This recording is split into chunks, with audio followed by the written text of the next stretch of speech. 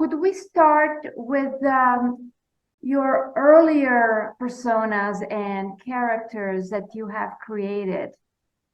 Oh, okay, sure, absolutely. Well, just sort of back up a bit. Went to then it was called the Alberta College of Art and Design, and I majored in painting. So that was my undergraduate, and that was a 4-year program. And then I immediately went into my master's at the University of Saskatchewan, and it was there that I started studying or researching performance art. And during that process, of course, I came across a number of personas that various artists would use. So I thought it was actually a very interesting strategy to create and develop a persona at that time.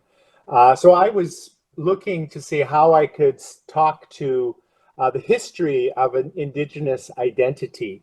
And a lot of that identity was formed, through Hollywood and various other sort of media ways. But in particular, I was also looking at how that identity has sort of continued through time, and who the characters were that were part of promoting that. And one of the characters was Buffalo Bill, and it was his Wild West shows. And so for me, as I thought about Buffalo Bill, because he was originally started off as a sort of an Indian hunter, and then he was also a buffalo hunter. But then he went on to create a show, and then in the end, he sort of became an ally to Indigenous people or First Nations. But he was still had that very sort of nefarious history. So for me, Buffalo Bill was an interesting character. So I decided to create a character or a persona, a performance art persona, called Buffalo Boy. And so Buffalo Boy was kind of a fusion of Buffalo Bill and his Wild West shows, my history or myself as a Blackfoot man, but also my own family history in rodeo. So like my grandfather was in the rodeo, Calgary Stampede, and all that sort of stuff. And then my two-spirited or my queer self, sort of wondering how I would sort of mix that all together. And so I came up with Buffalo Boy. He was my first performance persona, and I have actually still I've tried to kill him off many times, but he always comes back. So I created Buffalo Boy and did a number of performances as that persona, sort of talking back to the colonial project, talking back to racism, talking back to all those isms that exist. And then part of that evolution of Buffalo Boy, I sort of speak to the idea that Buffalo Boy gave birth to the shaman exterminator.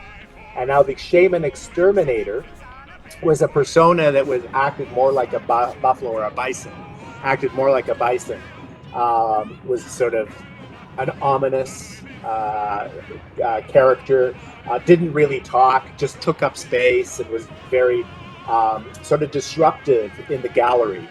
Because bison don't see very well, the shaman exterminator would sort of bump into people and start off the performances in a very sort of disruptive way.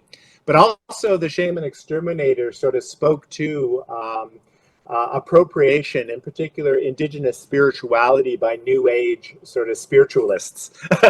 So kind of like the character Arnold Schwarzenegger had, the Terminator, the shaman exterminator sort of went after the appropriation, New Age spirituality, all that kind of stuff, but was still kind of in the spirit of Buffalo Boy. And then the next character or persona was the Lord of the Plains. Now, the Lords of the Plains was a moniker or a description given to my people, the Blackfoot, on the plains. We were known as very fierce warriors, and we kind of dominated a good portion of the Great Plains of North America throughout history. So when settlers first came to this country, they called us the Lords of the Plains.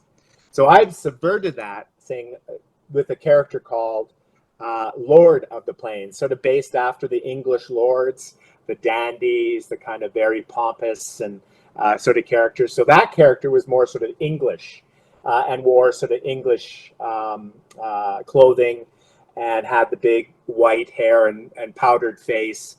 But that character was more about excess and gluttony and sort of the various sort of consumption, all about consumption.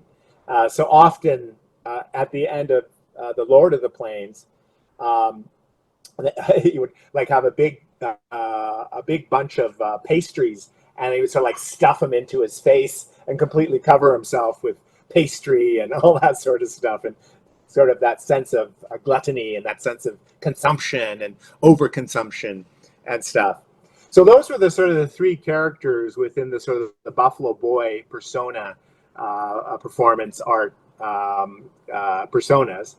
And then I created another persona called Naked Nappy. Now, Nappy in my language means trickster. He's like our demigod, kind of our creator in a way, but is a bit of a trickster, kind of gets away with a lot of bad things, and is often described as being completely white. And so what I did is I got one of those body outfits that completely cover my body in white, and then I created a huge penis out of rawhide, and so it has this huge penis.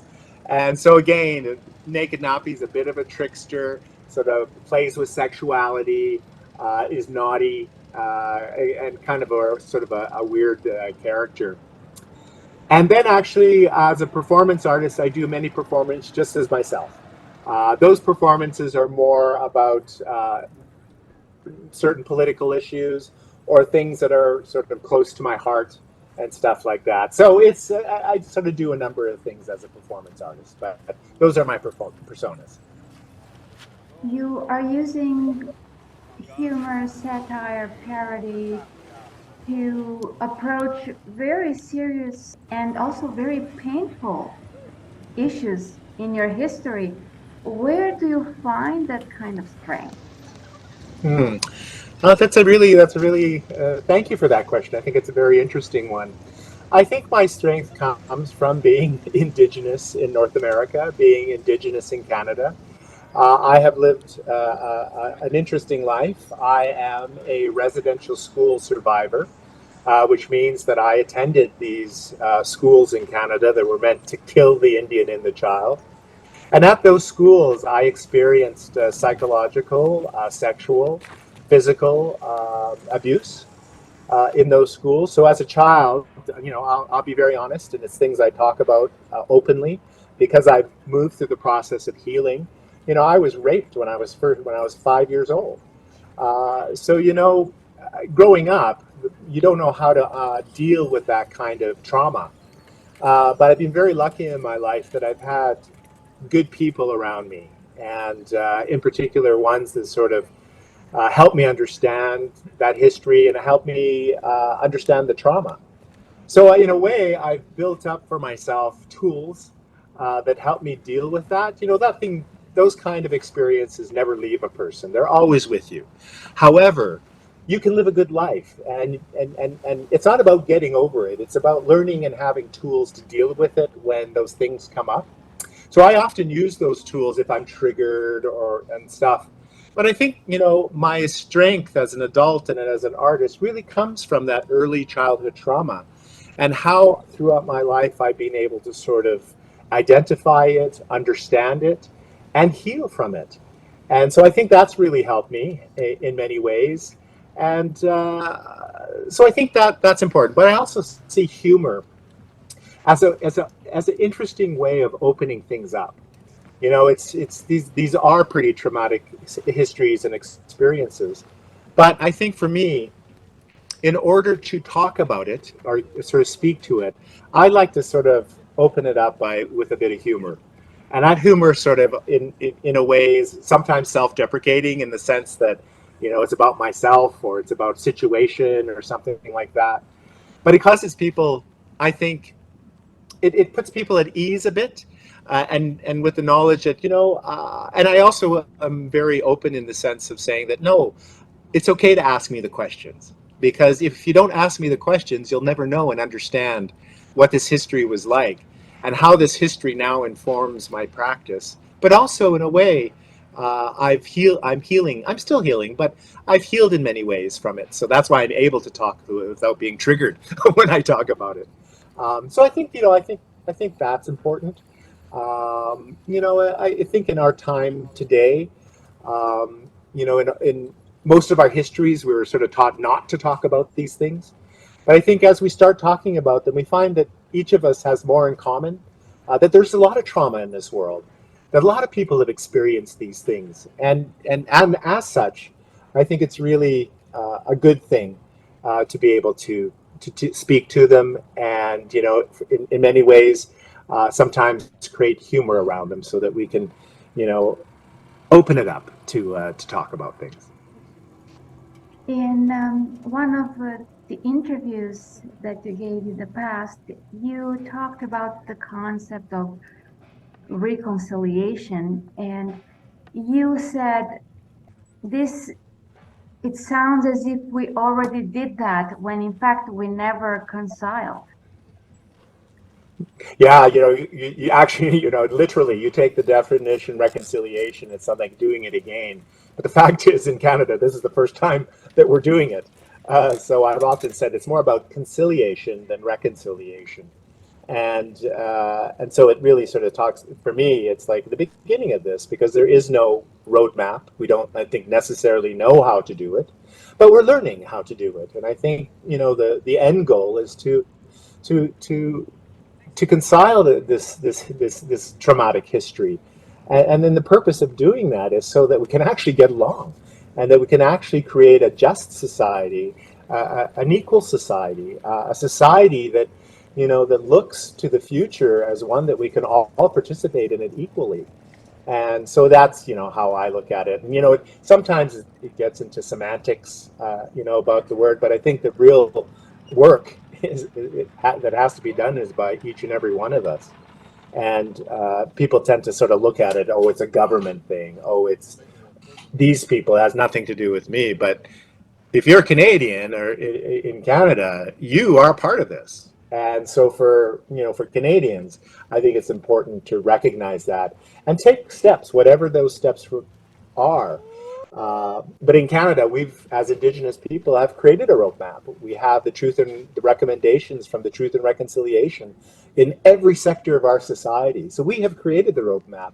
It's just a matter of getting on the road and getting on the path.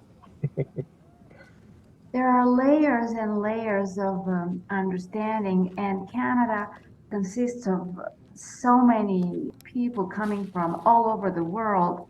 How do we help these people to understand your history? Hmm.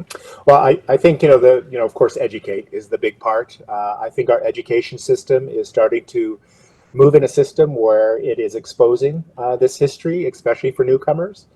And I think it's by telling our stories. It's really important to for newcomers to hear the stories, to understand that in many cases a lot of these people are fleeing their own countries and their own trauma. So I think a lot of people can identify with those histories and hopefully in a way become allies in creating a different country, a different way of being as a country. So I think that's really important. And, I think like anything. Oh, also too, I think the government is in a lot of their citizenship sort of work is beginning to open up a lot of information for newcomers to see and understand that Canada is often viewed as being this sort of bastion of diversity and so open and just, when in fact we have a really terrible history. And that history is being exposed, and I think it's a reckoning for not only a lot of Canadians but for the world, to realize that we have the same problems as many other countries, and it's important that in order for Canada to be, as many years ago, I believe Trudeau said, Pierre Trudeau, so we want a diverse society. We want a society that can get along, and so hopefully, that's part of the work that is going on into the future.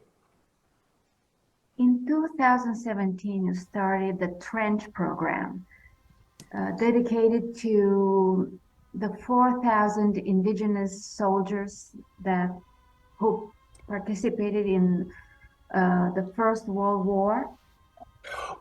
Yes, actually, just to sort of clarify that, Trench was a performance I did as myself, and it was to commemorate the 100th anniversary of Vimy Ridge, which was the battle in France at that time in Vimy. And so what I did it was a 6 day, well, it was a week-long performance, and and because I was in my research, because the military museums here in Alberta in Canada, or Calgary, asked me to do a performance, asked me to do something to commemorate that time. So I in my research, I found that trench warfare, of course, was a big part of World War One, and in particular that battle. I've been in the military, but I haven't actually dug a trench. So I thought, what it's like to actually dig a trench. So I did it from sunrise to sunset, and in 4 days, I was able to dig a trench here on my nation, and have it recorded. And then on the fifth day, I did a performance around it. Now that was a specific performance to commemorate Vimy Ridge, 100th anniversary. But I have done a lot of research and a lot of work about Indigenous people in the Canadian military, for which there were 10,000 plus. And I say plus because during World War One and World War Two, a lot of Indigenous people didn't identify as Indigenous. And in fact, after the world, had to renounce their citizenship in order to get equal treatment in Canada. So it was terrible in the sense that these individuals went to war for Canada, but when came back to Canada, faced racism and injustice in so many ways. So a part of my ongoing research is about Indigenous participation in the military. This sort of why do we participate in the military, and sort of the history of that. Of course, things are changing now, and in many big ways. So joining the military is a different thing in this time. But I still think that within the military, there's reckoning to do, and such in regard to that history. So for me, military sort of work is a part of my practice, and more so in this day and age. Prior to the trench program, you've been to Afghanistan in 2010. Yeah. How was your experience there? Oh my goodness. In Canada, there's a really wonderful program called the Canadian Forces Artist Program. It's a continuation of sort of the war artist within the Canadian military, which has been going on for many, many years. So in this day, the program selects various artists, and those artists asked to be stationed in particular part of the military. And this was in 2010 when Canada was beginning to pull out of Afghanistan. So I was interested in going to actually experience and see and observe the troops in the theater of war. I got the assignment, and I was embedded with the troops, and I traveled first to Dubai and Camp Mirage. That's the camp where the staging takes place for the Canadian military to go to Afghanistan. So I went there first to prepare to get ready to go into the theater of war. And then I went with a Hercules aircraft into Kandahar, Afghanistan, the main base for the International Security Assistance Force, which were all the countries involved. So I went to that base first and spent time there. And then I went to a forward operating base, which was right in the thick of the conflict, called Masamgar in the Panjwai district. So I was right in the thick of battles, not in the sense that I was actually in the battle, but I was at the forward operating base where I could observe the battles going on in the nearby villages, and hear the explosions and see the drones and the stuff going over. So it was a real experience. Having had military training, I was in the Canadian Forces in the Navy back in the 80s and received my basic military training. So part of that training prepares you to go into the theater of war. So it's interesting because people have always asked me, were you afraid and stuff? And I don't think it's so much fear, because as a soldier, you're trained, to to sort of push down that fear, which often results in PTSD and other sort of not good things. But for me, it was really sort of being hyper aware of my surroundings, knowing that I was in danger, but at the same time, you can't dwell on that in order to be there, because if you dwelled on that, then your experience, or you would be distracted from what you were supposed to, or what you were doing. And for me, that was observing and sort of watching the daily lives of the soldiers. So it was an interest. I think about it often, actually. I think about, I know before I went, my family was very concerned. They were kind of upset that I was going and putting myself, in danger. But for me, it was important. I again, doing a number of research I've done it with the military, and now it's led on to future projects within the military. I think you're hyper aware. I think afterwards you go, oh my gosh, what did I just do? And it's important because it really gave me that firsthand experience that I can now use as an artist in my practice, and use in a way that hopefully brings to light various issues that occur within the military, certain conflicts, certainly with Afghanistan, but also question that notion of, why do we go to war?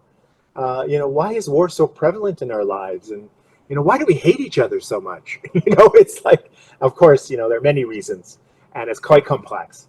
But at the same time, I think from an artist's perspective, looking for ways to understand and looking for ways to visually represent that. Just as a note to that, while I was there, my original proposal was to just observe the soldiers, but I was paired with an Indigenous soldier. So my focus changed a bit in the sense of looking again at Indigenous participation in the military and all those questions that come up as to why we participate. And some of the answers to that is that as Indigenous people, many of us come from warrior societies. We are people who defend ourselves and defend our territories. So that's very much woven into our cultural beings. But also too, for many Indigenous people, it's like many people, it's a way out of their communities to, get into the world, to gain various experiences and trades. In many ways, it's a good place to learn discipline and use that discipline in your life. You are currently working on the National Monument to Canada's mission in Afghanistan. Yes, correct. Yes, we were awarded that a few months back. It's been a long process. It's been over 4 years now. And we were awarded the contract and very honored. I have a great team, Team Stimson. They use my name just as happenstance. But I am also with Christine Liu and Alan Webb of Liu Webb Projects, and MBTW Group, Jana Joyce, Landscape Architects. So as a team, we are full on in the design has been chosen. So our design has been chosen. So now we sort of go into the process of actually getting it done. And that's a very logistical process in making sure trades and a lot of the work that we've done is vetted through Veterans Affairs to make sure that a lot of the design and stuff meet the specs and the desires of Veterans Affairs. And Team Stimson's focus has always been on the fallen, their families, and veterans of the conflict. So we feel very strongly in honoring their needs and their desires for this monument. So yes, it's a very it's complex, of course, like war is. But our design really speaks to not only the Canadian perspective, but the Afghanistan perspective, because we also have to understand, why we went there and, problematics of it and our leaving. And the veterans in particular, one of the portals speaks to the physical and PTSD and mental health. So that really focuses on the veterans of that conflict and honoring that we have to, as a society, ensure that they're taken care of. We send people to war, but it's so often when they come home, they're left to fend for themselves. And as we well know, many come back with PTSD and mental health issues.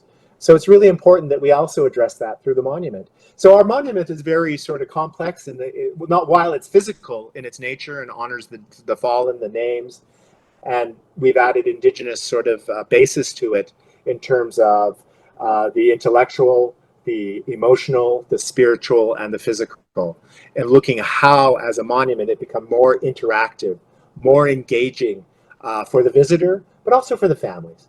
So yes, a very incredible opportunity, and one that as a team we're very honored to have been selected for. Are there specific expectations for understanding how this monument will impact the collective conscience?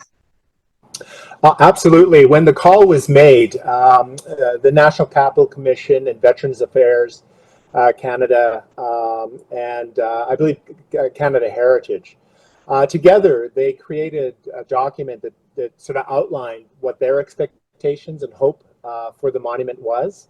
And of course, the sort of honoring of the fallen, of course, and their families, but also to sort of help Canadians understand our role in the conflict.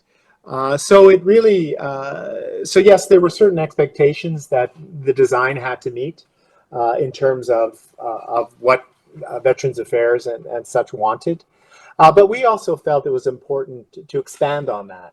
And for me, it was really important to make it interactive in the way, because there's a digital strategy around it as well, that not only will there be a physical monument there, but you, through QR codes and stuff, can go in and see the discussions, like in particular, the intellectual. You can sort of look and sort of see, well, why did Canada get involved with it? You see the pros, the cons. It's not about propaganda. It's about actually critically thinking around war and what it is and why it is we go to war. And so I think, those sort of expand on the expectations, the original expectations that Veterans Affairs gave us to work with. While you're working on this project, will you also be giving your performances about your personas? No, not really. I think really right at this point is just to really build a monument that we proposed. So that's sort of the whole sort of, so I actually, as an artist, another thing I do is sculpt. So I'll be sculpting the certain elements of the monument. And but a part of that, and what I'm hoping to occur, is that while I'm sculpting it, I'm going to have open houses. So here in Canada, open houses are where you invite people to come to your studio. And so I'm hoping the families of the fallen, veterans, just general public, people will come to my studio. And in a way, that's performative, in the sense of that they can see me actually creating the monument, and the care that we take in it. As an Indigenous person, there are certain protocols that I do while I create things. For instance, I always sort of smudge, and that's our way of purifying before doing the work. I smudge the work. So it brings in good spirits and sort of puts me in a mind space, a good mind space, in order to do this. So I'm not approaching the work with, like, say, I had a bad day and I'm angry and you know what I mean? It's sort of this thing of trying to always do it in a good way and be pure in how you approach it. So I think that could be considered performative in a way that, as we know, embarking on any large project, you'll run into problems. You're going to run into problems. But I hope that we face any problem or issue that comes into focus in a good way, in a kind, in a generous way that we can sort of speak to, that infusing, it's like this idea of infusing something with good energy. So that good energy is already embedded within that sculpture. So when people go there, they feel that energy, they feel that. So for instance, as a part of the process with the whole new team, the government team and ourselves, I said, made it very clear that as we move through this process, let's face any adverse situation or conflict within the teams or anything like that in a good way, because that will reflect in the end on the monument. And so I think that's how we're approaching it. Gender and sexuality represent a very important place in your art. For millions of years, humanity used sex to either empower or disempower. Oh, absolutely. Well, yeah, as we well know, and sadly, that's a tenet of war. You go in and you rape and pillage. Horrible, horrible, horrible. So yeah, I think that sex and sexuality are a very important part of my practice. Quite simply because I am a queer, a two-spirited man. I have experienced in my life a lot of homophobia, within general society, but and also, part of the colonial project and part of the residential schools was not only to kill the Indian and the child, but kill the culture. And as Indigenous people, we were pretty sexually open as societies. We had two-spirited people, we had queer people, and we celebrated them within our societies. So this religiosity that came in and sort of, put shame on all of us, shame of our bodies, shame of sex, shame of all that sort of stuff, is something that now is part of that healing process. By reclaiming our sex and sexuality, by realizing that there is no shame in it. There shouldn't be shame in it. We should be celebrating it. It's not to say that we go and have sex on the streets, but you know what I mean? It's like, it's important that we reclaim this. And so for me, Buffalo Boy, certain other performances I do, some of my paintings and stuff like that, have sexuality put into it. It's to remind people that as Indigenous people, we were sexual beings. We are two-spirited. We are queer. We are transgender. We are all these things that we should be celebrating, not trying to create more shame. So that's why right now in our societies, we see this sort of weird stepping back with everybody all freaked out about pronouns and this and transgender people and all that sort of stuff. It's even more important now to do it because people forget. They forget, and then of course all this other, excuse my language, bullshit comes in and confuses people and creates these stupid notions of who we are as human beings. And as human beings, we are sexual. So I think it's really important that we don't forget that. Are you documenting your experiences and putting them into a book, a few volumes? Have you been doing that? Yeah, actually, I have a couple of books out now. One was The Life and Times of Buffalo Boy, which really just focused on Buffalo Boy and Buffalo Boy's evolution and history. And more recently, the Remy Modern in Saskatoon, Saskatchewan, has my book here. I'll just show you.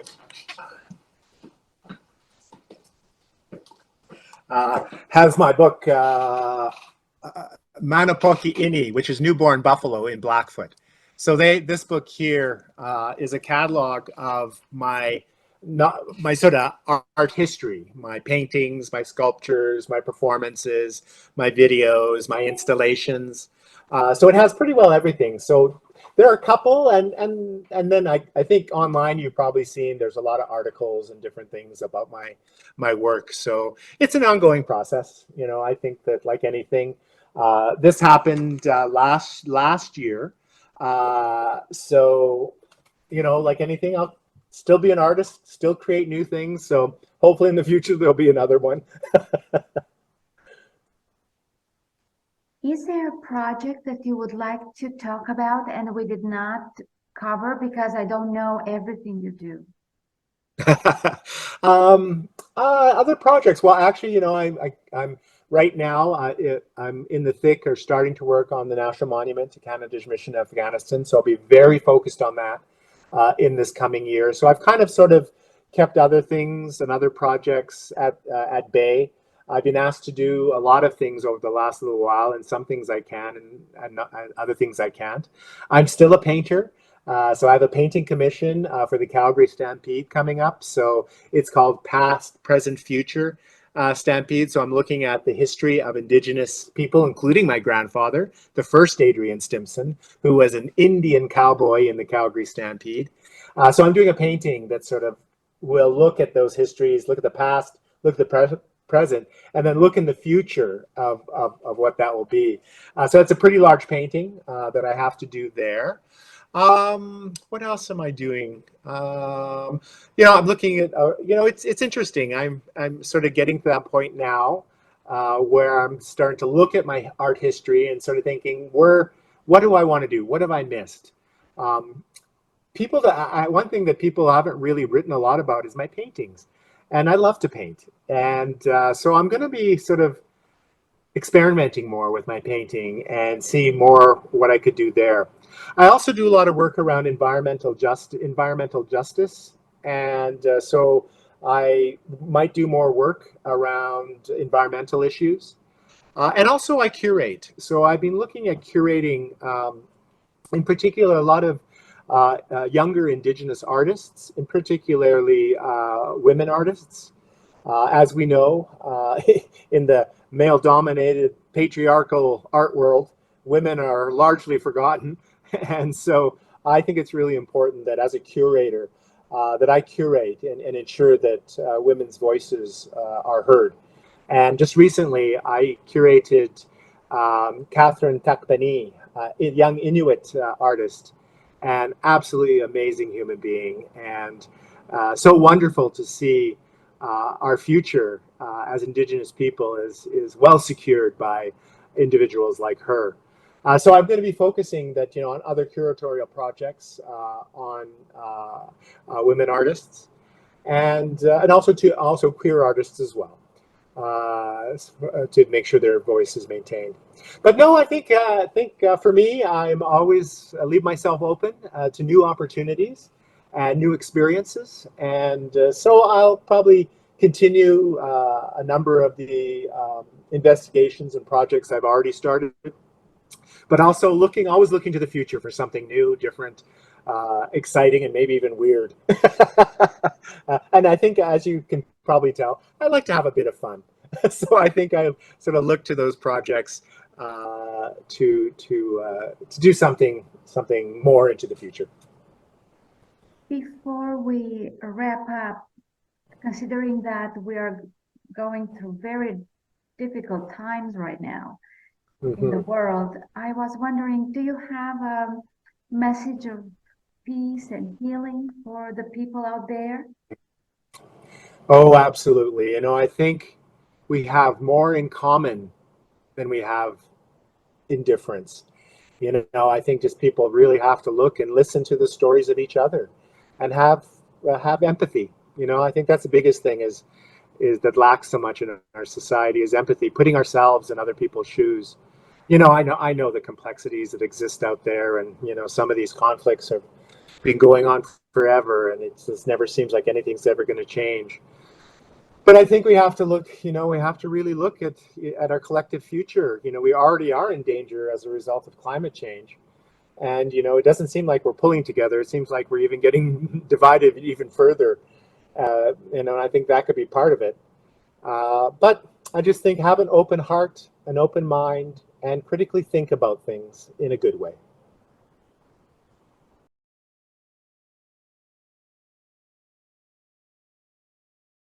Oh, wonderful. Actually, I was just in France back in January. I went to La Rochelle.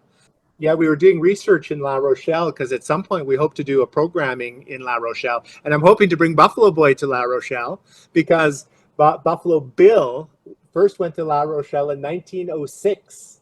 And so I have a great love for France, and so we'll see. I'm hoping that project. Maybe that's another project. Hopefully that will come to fruition, and I'll be able to do performances, and maybe my paintings will be there, because we're working with the various museums and stuff, talking about decolonization and what that means for them. And so yeah, that's so maybe I'll get to your country soon.